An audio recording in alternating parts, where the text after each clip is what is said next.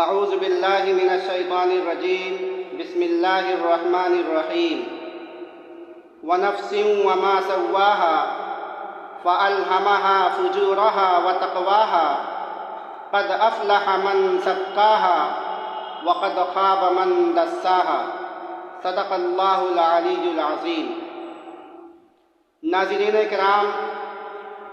ابھی میں نے آپ حضرات کے سامنے قرآن کریم کی 4 مسلسل آیتیں تلاوت کی ہیں، جن میں سے پہلی آیت میں اللہ تبارک و تعالی نفس کی قسم کھا کر ارشاد فرماتے ہیں کہ قسم ہے نفس کی،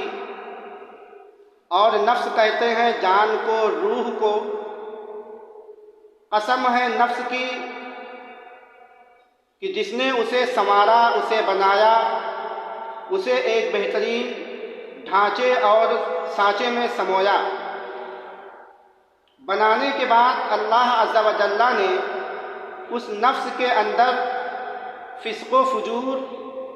اور اعمال صالحہ، یعنی غلط کام اور اچھے کام، دونوں کاموں کے کرنے کا الہام اس کے اندر کر دیا۔ یعنی اللہ تبارک تعالیٰ نے نفس کو بنایا، بنانے کے بعد نفس کو یہ کنٹرول دے دیا، اس کو یہ اتھارٹی دے دی کہ نفس فسق و فجور بھی کر سکتا ہے اور اعمال صالحہ بھی کر سکتا ہے۔ اس کے بعد اللہ تبارک تعالیٰ نے آگے ارشاد فرمایا قد افلح من زکاہا، کہ یقیناً وہ نفس، وہ انسان، وہ روح، وہ جان کامیاب ہو گیا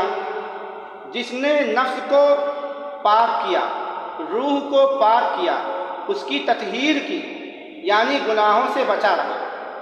اور اعمال صالحہ کیا۔ پھر آگے اللہ تبارک تعالیٰ ارشاد فرماتے ہیں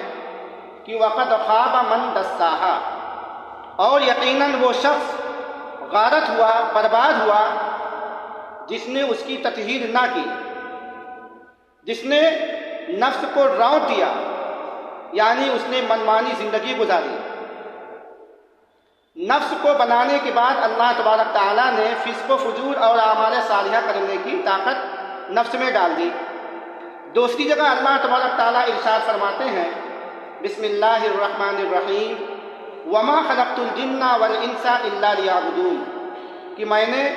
جن اور انسان کو صرف اور صرف اپنی عبادت کے لیے پیدا کیا۔ دوسری جگہ اللہ تبارک تعالیٰ ارشاد فرماتے ہیں